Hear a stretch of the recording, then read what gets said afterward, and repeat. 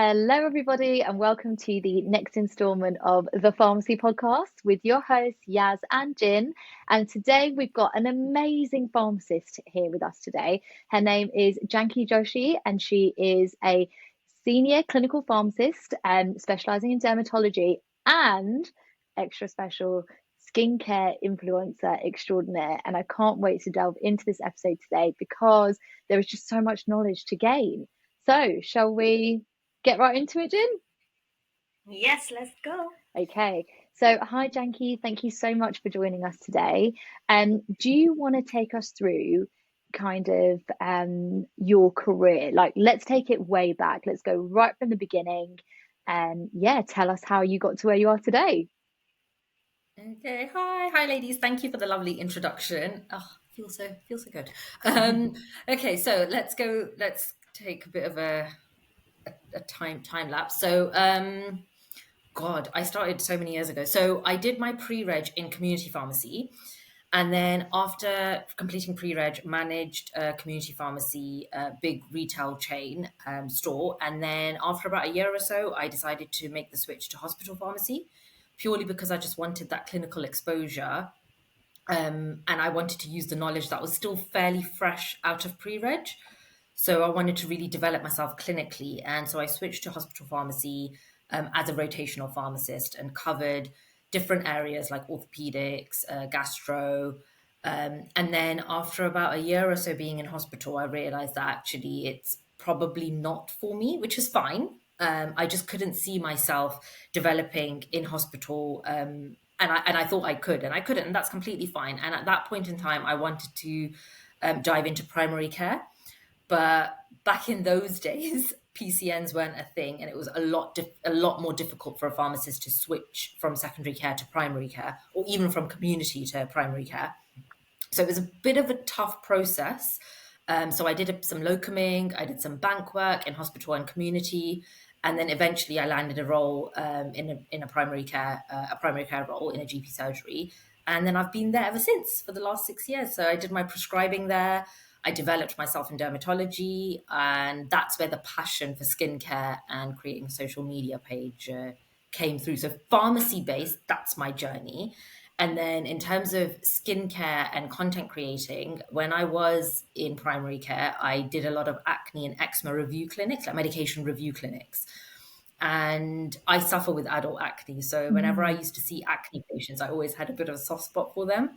And I had a patient, and this is where my content creation journey actually began, because I had a patient that came in for a medication review. I gave her her prescription. And as she was leaving, I said to her, "What do you use as your skincare?" Just asked as she was leaving, and she turned around. She goes, "Oh, I just use baby shampoo." And I thought, "No, no, no, for your face." And she was like, "Yeah, I just use baby shampoo." And I was like, "Oh, right, come, sit, let's chat." So I think after that, something clicked in my brain that there's such a lack Mhm. of skin education and even skin positivity out there, because there's this persona that we need to look a certain way. And I thought to myself, right, I've got the clinical knowledge, I've got the passion for skincare, I can relate to it because I suffer with acne myself. So why not create a social media page focusing on skin education, skin positivity, and for people of color that can relate? So yeah, and that's given me some incredible opportunities, and here I am. That's amazing. Wow, what a really like full-on journey. So I guess one of the questions that we kind of always ask really actually is what brought you to pharmacy in the first place? I'm brown. I think, I don't know really. I mean, if I look back in time and think back to myself being 16, 17 years old and making that decision, I think it's very difficult for a 16, 17-year old to decide what career path to go into. And I Yes. think when we've picked something like science, that it's sort of it's a very much black and white career path. Okay, you're doing pharmacy, you're going to come out as a pharmacist. You're doing medicine, you're going to come out as a doctor.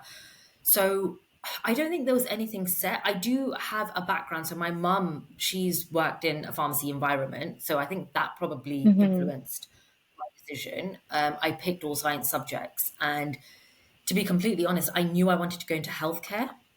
I just wasn't sure of which one. And the plan when I was 16, 17 was to do my degree and then leave and move abroad. where pharmacy is a lot more, the vision of pharmacy that I had for myself, it aligned with, countries abroad. Yeah. But then that didn't work out. So that's probably the only reason why I did pharmacy. I had a passion to really help Yeah. people. Uh, That's and I amazing. was interested in developing myself Yeah. clinically and actually understand how things work in our body and how medicines work.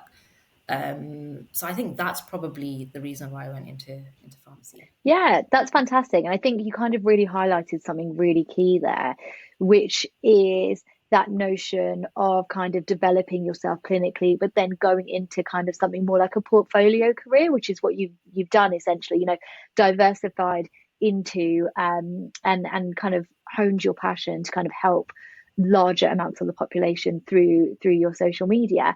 Um, so I kind of want to also touch into, so when from your pre-reg and beyond, it sounds like you had a plan. Did you have a plan? And take us through that kind of journey, because obviously I guess leaving a role after a year for some people can be quite daunting, then choosing something else. Did you kind of, was that already in your plan? Or yeah, take us through that kind of mental journey.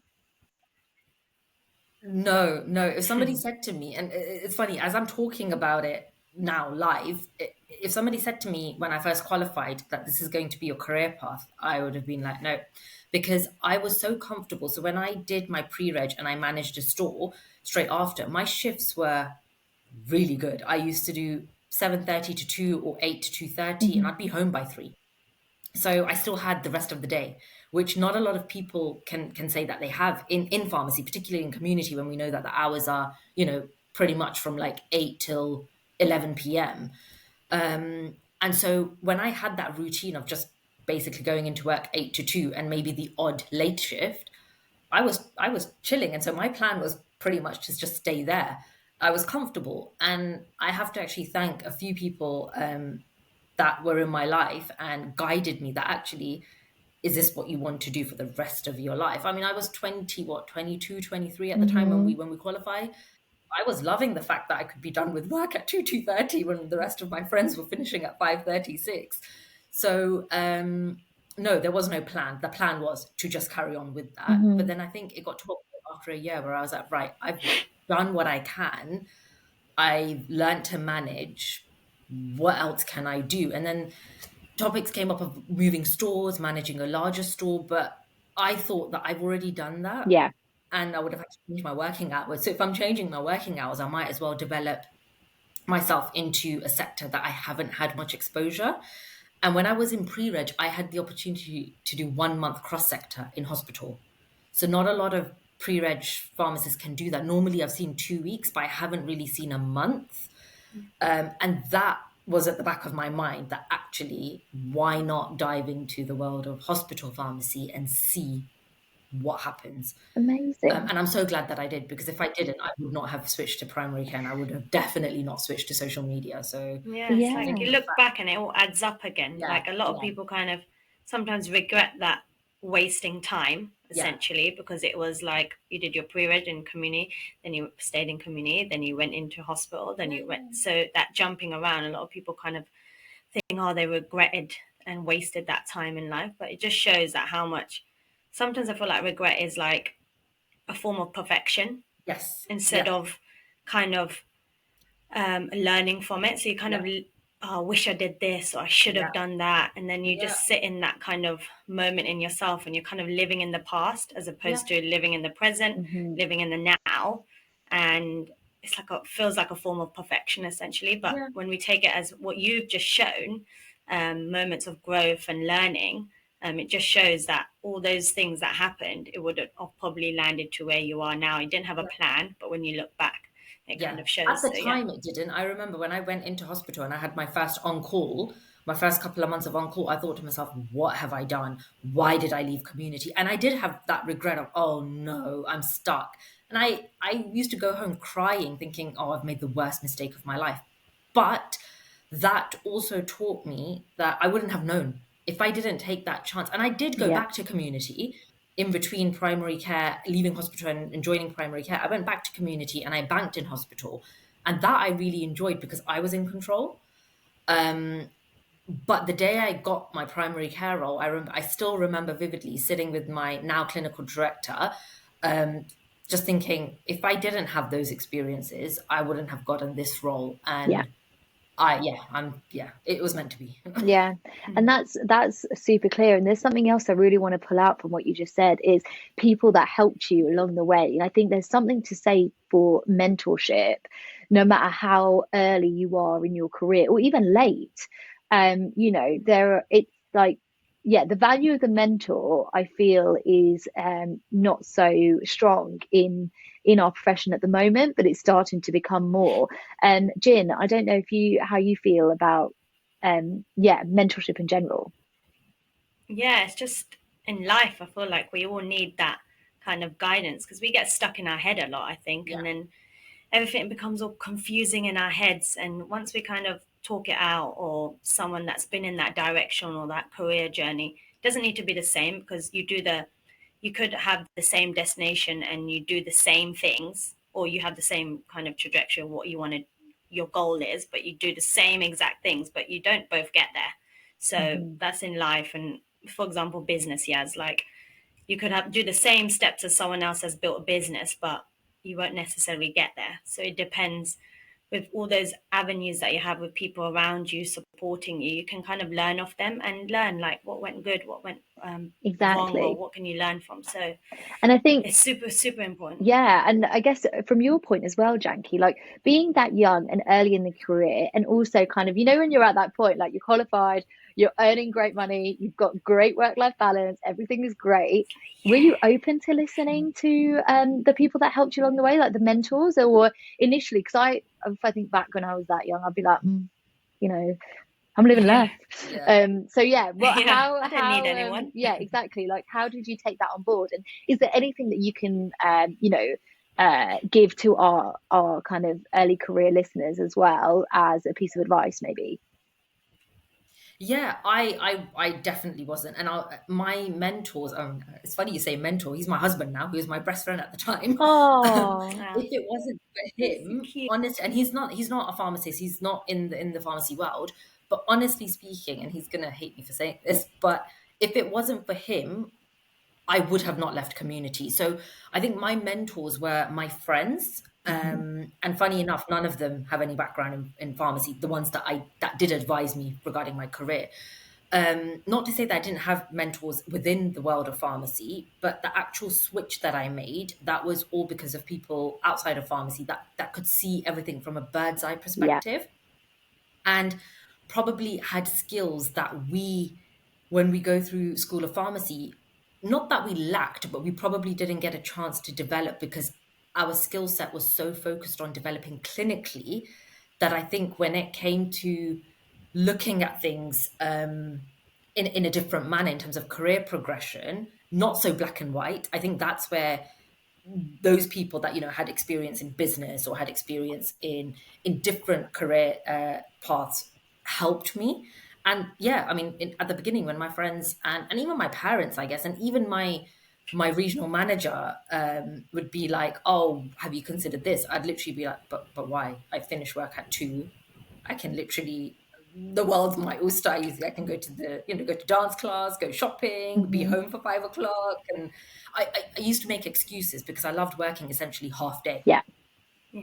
And I was comfortable in that. Like I said, I was earning, we earned decent money. I could go on holiday. I didn't have any responsibilities. There was no need for me to leave that comfortable 8 to 2, 8 to 2:30 shift. Um, but I am so glad I listened because they were like, okay, so in 10 years' time, where do you see yourself still here? And I thought, I don't know. I don't know what's happening in my life next week. hmm, Who's thinking about the day? 'Cause then, when you're 22, 23, you do have that mindset of, oh, it will all work out. But then I just took that leap of faith and I just thought, you know what? If I don't do it now, I may regret it when I'm 28, 29. So what can go wrong? amazing, And that's Yeah. just, amazing. That is, although I'm not a risk taker. Everybody that knows me, they will know that I'm too much of but what if this happens? What if that happens? So I did switch to hospital, but I kept one day in community. So I stepped down from management and I became just not a relief pharmacist, but I basically just reduced my hours Yeah. and I ended up doing a weekend. So I was at the same store for a Saturday and then I did hospital Monday to Friday and then the odd weekend shift. So I would have to work things out. So that's what I did. So I took a risk, but I also had that little bit of safety net to fall back on if things didn't work out. I think So that's that's what I did. brilliant. That is absolutely brilliant Yeah, because that is basic. best of both worlds. Exactly. And that is like, the start of portfolio diversification, but it's also the start of, taking calculated risks. And, I see this a lot in my work in entrepreneurship and regulation, and it's literally about taking calculated risks to have that safety net to be able to kind of, have the best of both worlds, really, because why shouldn't you? So yeah. Reminds me of your hat you have. No Oh yeah. risk, no story. Yeah. Oh, I love Yeah, that. Yeah. yeah. I'll have to wear it next time on the next pod. Yeah. But yeah, basically, you're right, and Jin's right. Without a risk, there isn't really a story. But if you don't take calculated risks, it's really difficult to kind of move forward and kind of get new experiences, I guess.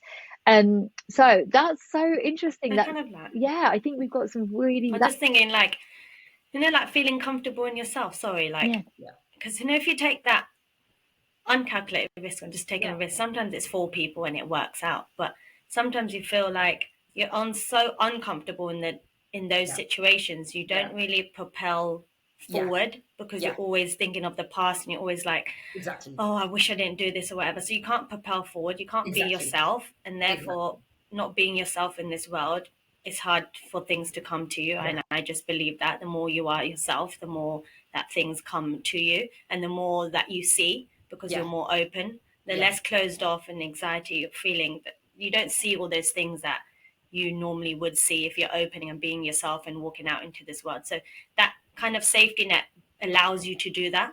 It does. Because And it's funny you say that because when I did make the switch from community to hospital, I had that feeling that I don't know if I'm going to like it. So I kept that safety net. When I went into primary care, I had a very different feeling. I mean, my commute was a lot longer because where I went was about an hour and 15 minutes away from home compared to 15 minutes down the road. But I left community completely when I went into primary care because that feeling of this is perfect was there. Whereas when I switched from community to hospital, I was still like, mhm. oh, I don't know. I might need to come back to this for us. It's almost as if I knew what was going to happen. But yeah, 100%, I completely agree with you. And it's amazing that you say that because I think that kind of takes us on to like something that Jin and I talk about quite often is, and I know it's the word of the, of like our year or whatever, but well, being the your hype. I authentic, feel like I know what you're gonna but say. authentic, right? Being authentic, authenticity, feeling that feeling inside you that is your gut feeling, basically, your instinct to know I'm okay with this and this is kind of where I want to be. Um, Yeah, and yeah, and allowing it to kind of guide you. Yeah, just exactly. kind of allowing that kind of, like, exactly what you're saying, to guide you into your next steps. So yeah. Yeah, And when you do it like that, isn't it more fun? Like when it's come from you, it's like the journey feels more fun. And we say the Yeah, joy is in the journey, but the joy is actually that, like knowing that you did that yeah, by yeah, yeah, actual yeah, thought yeah, and understanding, okay, what is it that I want? And then you get that little next step. And then that's the fun in it. yeah, Then that's when actually the joy is in the journey, as opposed to just leaving it by default yeah, and then coming back and the joy is in the journey. It's a yeah, saying, but again, it's one of these sayings, but really what it is, it's like actually taking into account what yeah, you're doing, your thought, and the next step, next step. yeah, That's when it's really fun. for sure, for exactly. sure. And it's your truth as well, kind of. Amazing. So now let's get into. I'm really excited to talk about this because we love social media, don't we, Jen? So Yes. let's get into your kind of social media journey. We've been talking about taking risks, calculated risks, expanding roles, experiences, journeys.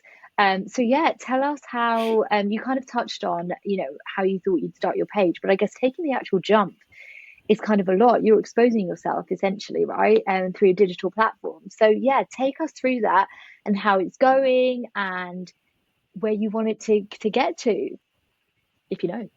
So when I started, and I still remember the clinical room I was sat in, which patient had left. I think it was just prior to COVID. So I know in COVID things blew up, and everybody became a content creator, and it's worked really well for so many people. Unfortunately, COVID for us was probably one of our busiest periods of work. So my social media just went silent during COVID because I was always at work. Mhm. And when I started to just about, I think 4 or 5 months prior to COVID, I think, or maybe 6 months, it was after that patient left, and I thought, okay, maybe I should, because I was on Instagram, I would see a lot of content creators, like beauty, skincare content creators, talking about products, but they didn't have that clinical background. And I thought to myself, and unless you were a dermatologist, I didn't really see anybody in the pharmacy space doing anything. So I thought, why not be the one to try? However, as you said, that fear and that leap of faith and that fear of rejection, I did have that. So I didn't actually show my face initially. When I first created my social media page, it was not called Skincare with Janki. It had nothing to do with my name. I wasn't even following it from my personal account because I didn't want anyone to trace it back to me.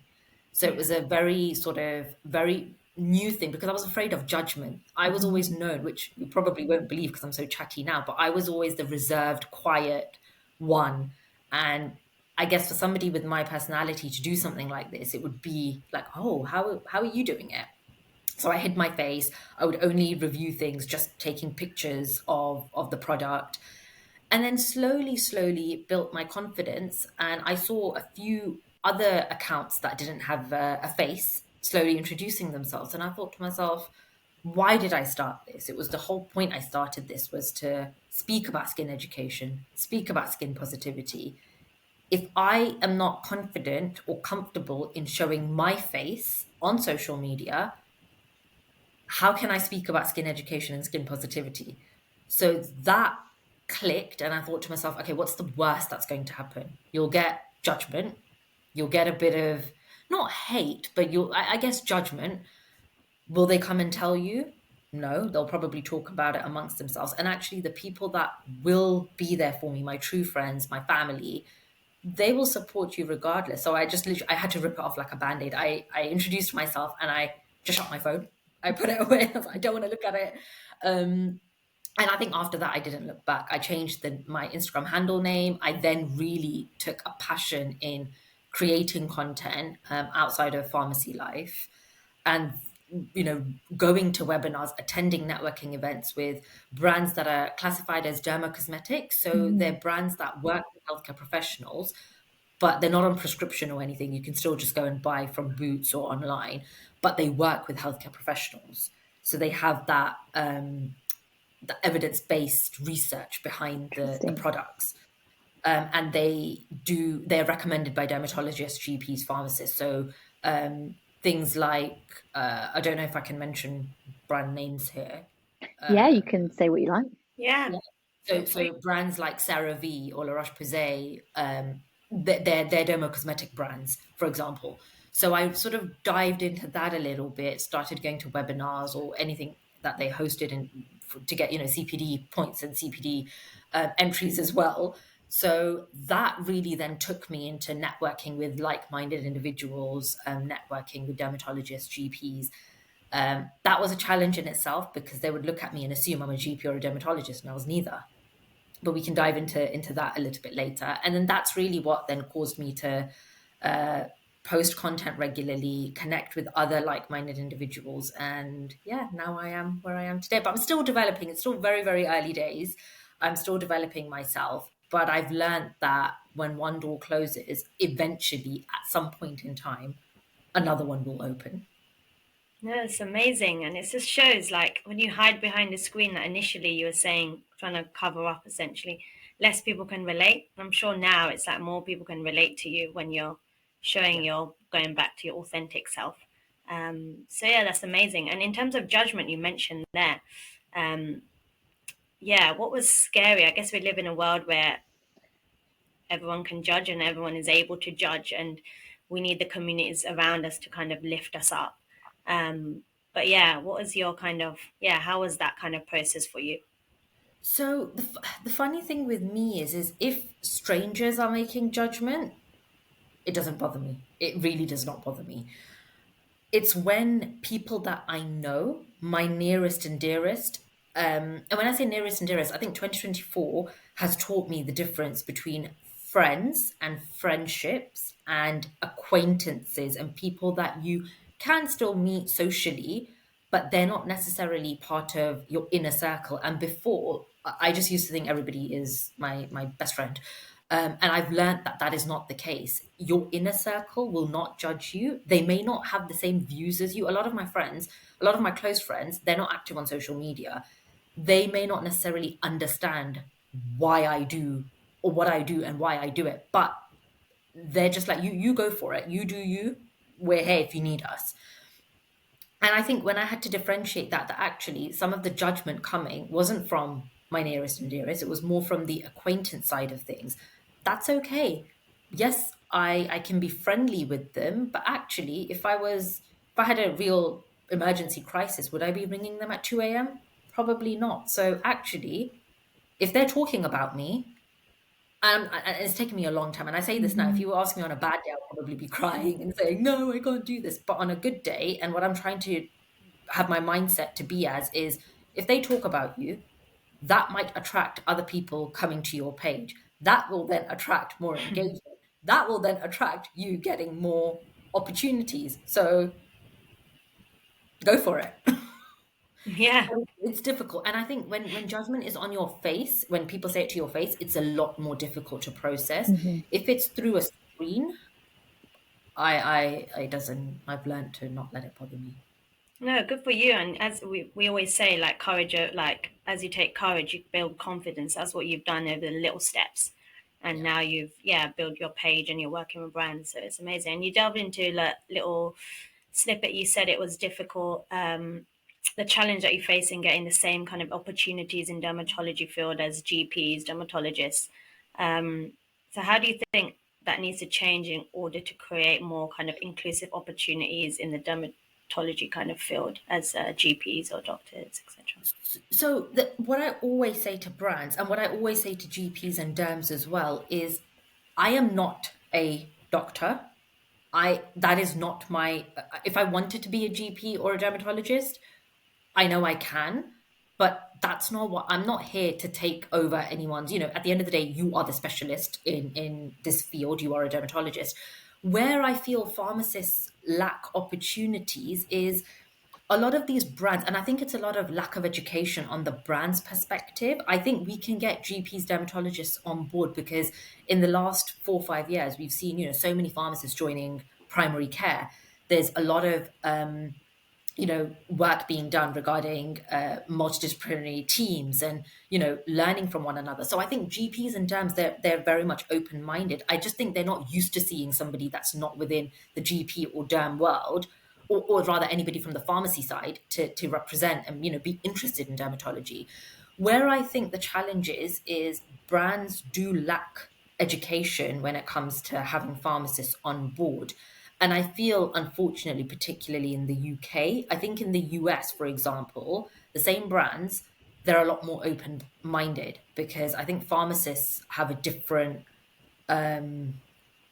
persona, or in their eyes, it's a lot different compared to the UK. I don't know why, but it is something that I have noticed.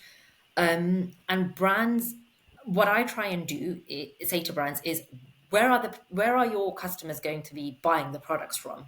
Either online or via a high street store that is probably a pharmacy, either Boots or Superdrug.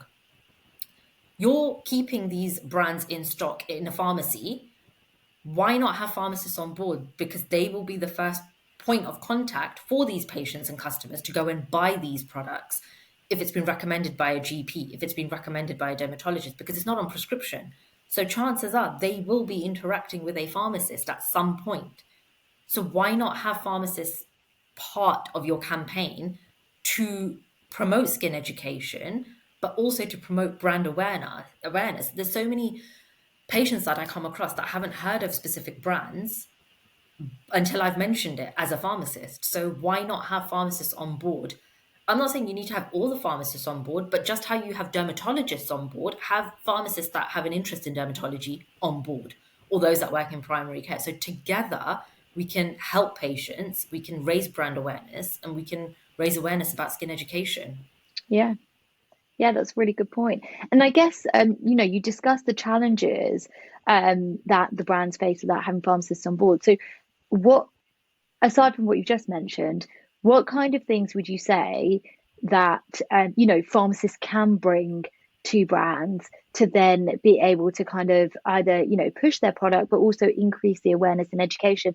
And not just for dermatology, I guess for all kind of Yeah. things that you see in the pharmacy. So I think examples, so feedback I've learned is crucial, because I can sit there and do a whole presentation on why I think pharmacists should be on board. But if there's no evidence, then how can you persuade brands to change their view of thinking? So I try and ask for feedback, be it on social media. If I've recommended something, I don't give any medical advice on social media. I just give things that you can buy over the counter and a generic sort of Hmm. moisturizes my skin, or a review of something that I've tried. In the clinical setting, if I have a derm clinic and I recommend products specifically for that patient, I will always ask for feedback when I follow them up in 3 months' time. And I'll get them to maybe write me an email, or I'll ask if I can write it in their notes of what they thought of product X. And then I can, when I'm speaking to brands, I will try and give that as evidence in feedback, just so they're aware that actually I am doing the work. I'm not just trying to get on board for, the fun of it. I have a vision in mind. Mm. So I think feedback and using examples is great. Also, photos. So if you have a patient that doesn't mind sending a photo of a before and after, that works really well as well, I've noticed. And then at the end of the day, if it does come down to, business or raising, sales, that's a whole separate conversation. But in terms of getting them on board, that's what I've been trying to do. Interesting. And I guess what is also interesting in this, so when you make these partnerships with like brands and things, who do you speak to? Do you speak to the clinical side of the business, or is it marketing? And then, because that's also a different dynamic as well, isn't it? Depending on who you speak to. And if you could take us kind of through, yeah, how uh one would make a brand partnership, that would be really handy, Janky, because I think all of our Um, listeners would be really kind of interested in that. yeah. And any kind of conflicts of interest do you feel as well, being a pharmacist that is educated in all medicines and dermocosmetics and things? So I'm still learning myself completely. I think one thing that you have to, for any pharmacist or anybody that wants to dive into the world of social media or derm space, is, I think for me anyway, and this is somebody else's journey could be completely different, but for me, I had to create opportunities that were not necessarily financially benefiting me. I think if you go back to university, we had to do work experience, right? Hmm. Or placements that weren't necessarily paid for us to get exposure to our career, and the sector we want to go into. So I think of this as a similar thing. I'm starting out on social media, so it's unrealistic in my case for me to have these expectations of, I need to get X, Y, and Z, when I haven't developed my portfolio enough to be able to negotiate that. So yes, whilst I'm very grateful to be getting partnerships now, that wasn't the case when I started social media. So I think you have to be open-minded, where I think that any opportunity is a good opportunity. So if you feel that the opportunity will benefit you clinically, also benefit you in terms of your social media, if that's what the aim is, don't think about the financial or the money side of things if you can. So in my case, I have a day job. So my social media, I'm able to take those risks, and I'm able to, if something isn't paid, and if it works for me, and if it works with what I'm trying to achieve, I can take that. If you're doing this full time, then yes, absolutely, it may not work for you. But I'm just talking about my journey. So I have made those decisions where sometimes I'll do a collaboration with a brand rather than a paid partnership. And I think as you develop your portfolio, brands do understand that, time is money and your time Hmm. isn't free because you have to take a day off work or something like that. That does happen with experience. There have been instances where even now, if the opportunity is really good and I can learn and develop myself and it's more of a long-term thing, then I may just do some work on my own because I want to, because I have a passion for it. And when I have a passion for it, I don't see it as, oh, I'm doing it in my own time. I just see it as it's fun. In terms of conflicts of interest, I will only work with and promote brands that A, I have used Hmm. myself, B, that I truly stand by and I can speak about. I would not want to work with brands just because it's great, but I can't relate to it. Yeah. So if I can't relate to it, I can't be authentic and I can't speak about it how I'm talking right now. And that for me is a red flag. So I can't. And I have said no to certain things that haven't resonated with my values. And I've said yes to things that have resonated with my values that may not benefit me financially, but a year down the line, it's created so many more opportunities. So I think it's working out what works for you and sticking to your values. Yeah, amazing by Mm. standing by who you are and what you believe in, and making decisions based on that. How do you kind of build your dermatology knowledge, information guide? How do you develop that? Like you did some clinics works within the GP space, and if someone wanted to get into it, how do they develop their kind of dermatology portfolio, information, learning? So I think you have to be very open-minded and you have to, I think, be realistic that baby steps is going to be the way forward. If you have this expectation that you're just going to turn around and create a social media page, go viral, and everything's going to, I mean, it may happen and that's great, but in my case, that wasn't the case. I had to be very realistic. So I would say attending webinars. So especially if you're in primary care, the good thing that especially in the PCN that I work in, everybody shares any webinars or any dinners or anything that learning opportunities, it gets shared with the pharmacy team. So I'm very lucky. So if you work in a space where you're receiving these information and you're receiving these opportunities, take them, whether it's dermatology or not, just to develop yourself, just to get the experience of how to network. What are these webinars like? What can you learn from it? That's one thing. So attend any webinars that you can. A lot of them, they are in the evening, so it would be in your own time. So I guess it's managing those expectations as well, that if you have to sacrifice an evening, are you okay with that? And if you want to develop in the derm space, for example, and there is a webinar on dermatology at 7:30 in the evening, you need to be okay with sacrificing one evening if you have a vision of where you want to be. So I think attending webinars, attending physical networking events, so like things like the pharmacy show, um, going to these events, because you do network with a lot of brands and businesses that they may not be in the space of dermatology, but they may know somebody that is. So networking is key. And I think having a portfolio career, so locuming, I think can create opportunities. Um, you know, Going on social media, following people that resonate with your values can help. Sending them a DM, uh, reaching out to people that you want to shadow, I guess. So when I was in hospital, I reached out to dermatologists, seeing if I can shadow them in clinic.